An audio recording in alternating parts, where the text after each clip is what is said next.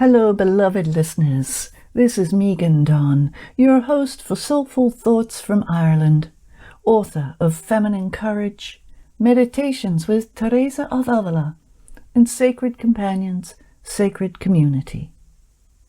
Today, we investigate change, where the word comes from, and what it really means for us today.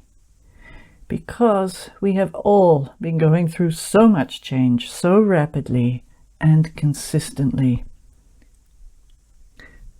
So we begin with an old Irish proverb. Change is the breath of life. Change is the breath of life. Now, looking back to when these proverbs arose, life was lived very rhythmically according to the seasons.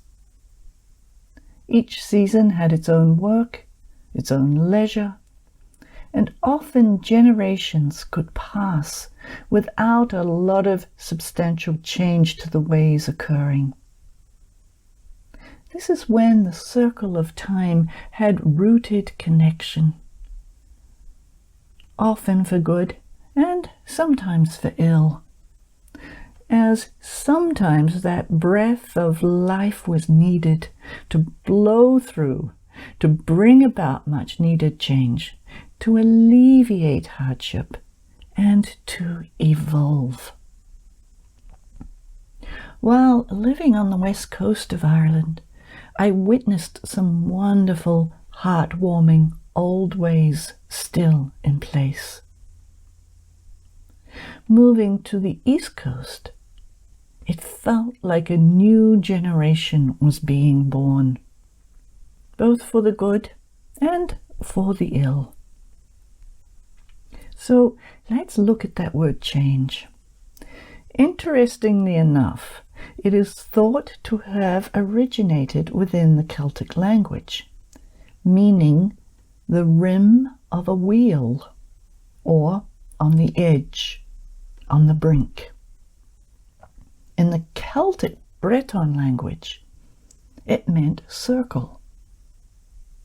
And as time progressed, it came to mean alteration, to become different, and even exchange or barter. In the English language, it initially took on the meaning of slope, slanting, or tilting. It seems to me that today change is not the breath of life, but more like the breathlessness of life. Rapid successive change can be exhausting, destabilizing, and sometimes simply confusing. Our beings are not generationally geared to process large amounts of change in short amounts of time. In this way, change is becoming the death of life as we knew it, life as we know it now in this very moment. And it seems we are sinking deep into the original meanings of the word. On the edge, on the brink, humanity is on a slope and is tilting. But towards what is the real question?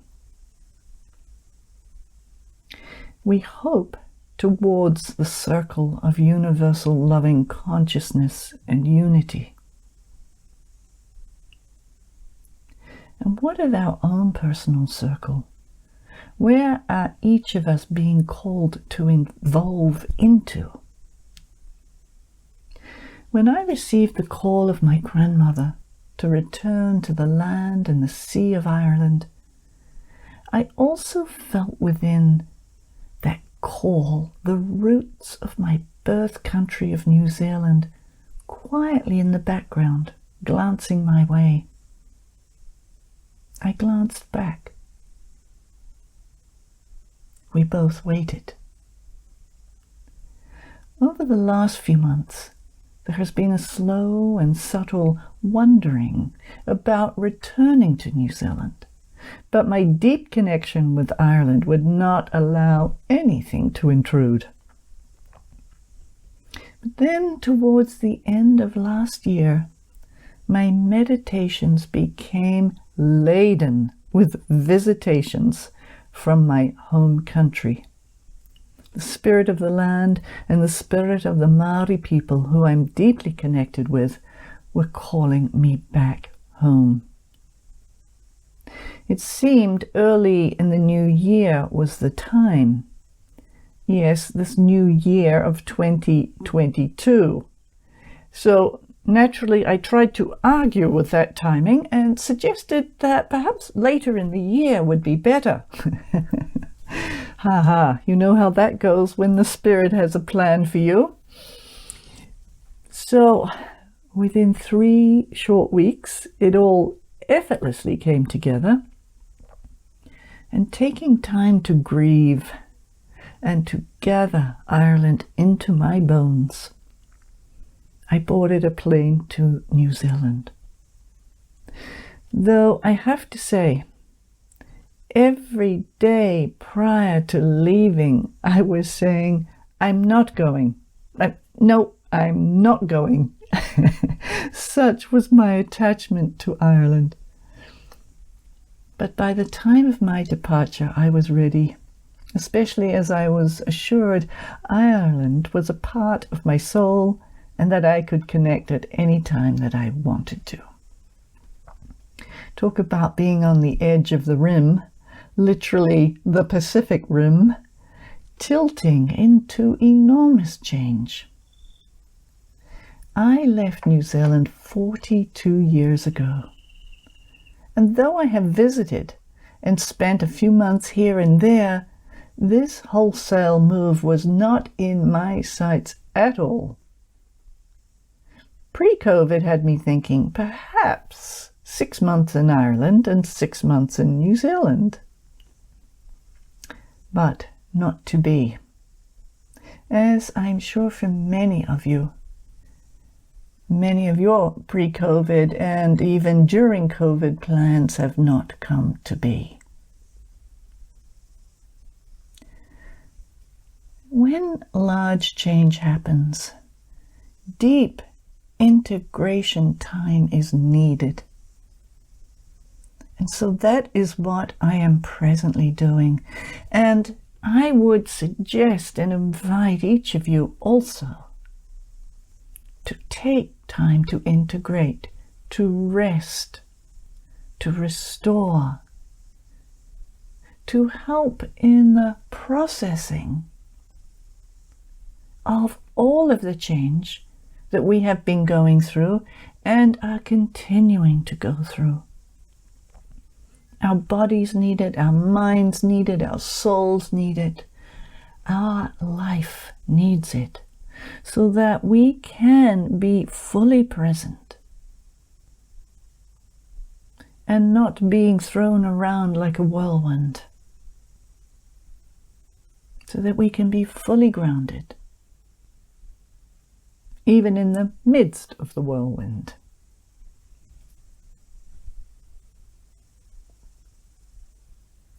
So as part of my integration time, I will be taking a month out from this podcast. So the next podcast will be the first Thursday of April. And a slight change to the title. So this is actually the last podcast of Soulful Thoughts from Ireland. However, stay tuned, same channel, same subscription. We're not changing that at all, so you can just continue to tune in to the same channel. Just a slight switch in the episode title. So we're going to be doing episodes. The next, of course, Soulful Thoughts from New Zealand. And so the journey continues. What I can say now is that the land here in New Zealand is gentle. and I have been tenderly and lovingly welcomed back home to my soul, my body, my land, my people. And I will look forward to sharing this circle of life with you and the adventure of whatever that will be.